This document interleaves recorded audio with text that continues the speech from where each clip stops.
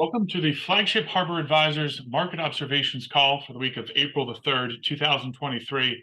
I'm your host, Eric Jefferson. And quick reminder, this replay is available, is intended for advisor use only. As far as today goes, I want to quickly recap performance in the first quarter, touch on some highlights, some themes. I'm going to share a little bit about the collateral that'll be coming out in the days and weeks ahead. Then lastly, recap some of the recent headlines as well, preview the week ahead. So to kick things off here, I want to start by looking at risk assets in the first quarter. By all accounts, off to a very good start.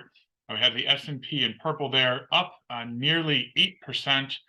The Dow lagging behind, +2%, and obviously the longer duration NASDAQ officially now in a bull market. If we go back through the last few weeks of December, that is up 16% in change year to date.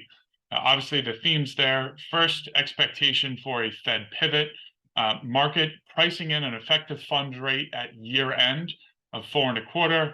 Obviously, that is 75 basis points lower than the 5 where we were at today. Obviously, with the Fed and Treasury expanding their balance sheet in support of banks, that has a very favorable monetary tone to it as well. Interestingly enough, though, when we sort of go a layer deeper, we think about really good or fundamentally sound companies versus those that have less appeal. When we go back over longer periods of time, or even just during more volatile periods, calendar year 2022, high fundamentally scoring stocks fared much better. Down 9 and change versus those lower fundamental names. Down roughly 30%, down over 40% in the October lows.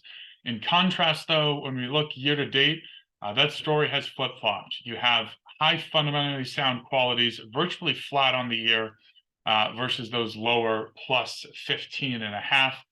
Interestingly enough, when we also look at performance for companies that have a strong buy rating, year to date, they're actually down nearly 13%.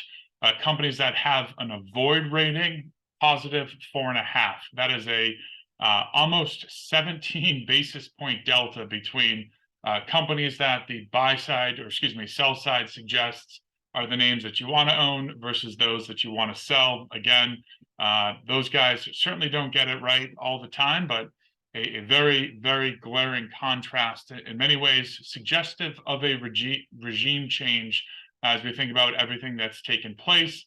From a fundamental perspective, I'm not 100% convinced. I do still have a few things that need to happen for us to be truly out of the woods.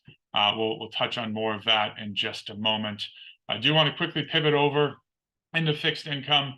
Again, by all accounts, where we've seen some stabilization with respect to the outlook for future rates, that has obviously been a tailwind for bond assets.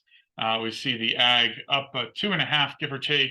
The shorter floating rate coming in, lagging behind. Obviously, the longer duration nature of government bonds has been a tailwind. Granted, though, has experienced a great deal of volatility. Again, had some incredibly violent swings with respect to short-term rates, back and forth following Silicon Valley, following some comments from both Powell and Yellen. Certainly has been a very volatile first quarter of the year, but interestingly enough, for those strategic investors that take a vanilla approach, where that worked against you last year, has actually been a tailwind as we get started in the first 3 months. Shifting gears, as we think about as we think about collateral, just wrapping up Q1. First and foremost, have progress on the commentaries. That's the 4-page client-approved summary of markets, the economy, everything else. That'll be coming out roughly the next week or so.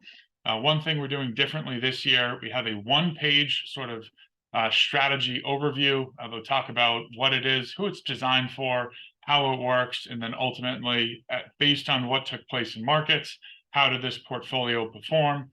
Those are 1-page client approved. That again, more of a summary plus a performance recap. We'll be getting those out, experimenting with some performance videos. Same concept as those 1-pagers, going into a little more detail, unfortunately getting a little pushback from compliance. So stay tuned as we hopefully get some resolution there.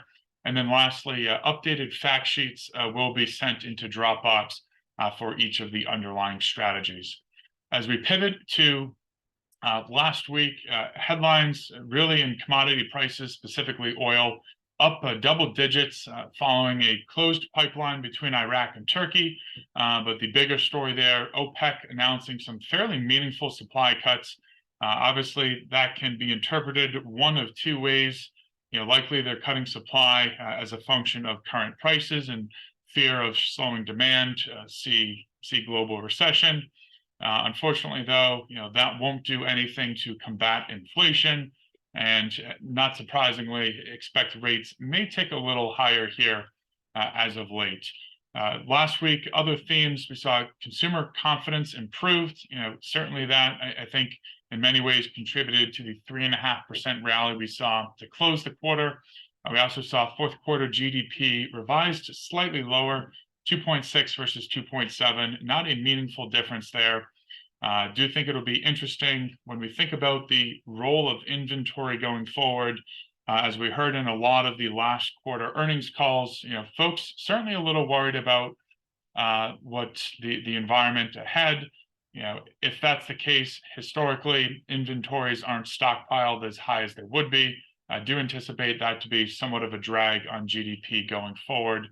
And then final thought from last week, I did see the PCE deflator. That is the Fed's primary measure, personal consumption index. The deflator rose less than expected. That's an encouraging sign that suggests inflation is coming down.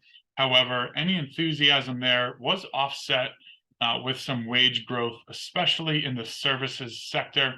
Keep in mind that is the stickier part of PCE, and that has made very, very minimal progress. So again, the low-hanging fruit of disinflation has in many ways been plucked. I think the bigger question now, what will happen with respect to rates going forward if inflation, particularly those stickier components, haven't made meaningful progress? What does that mean for the path getting back to 2%?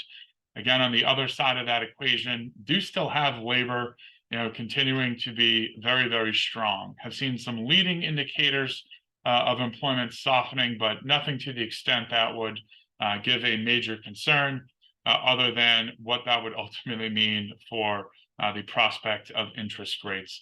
We'll get some additional info this week. A handful of labor data, including unemployment, payrolls. Obviously, that is something the Fed will be watching very, very closely.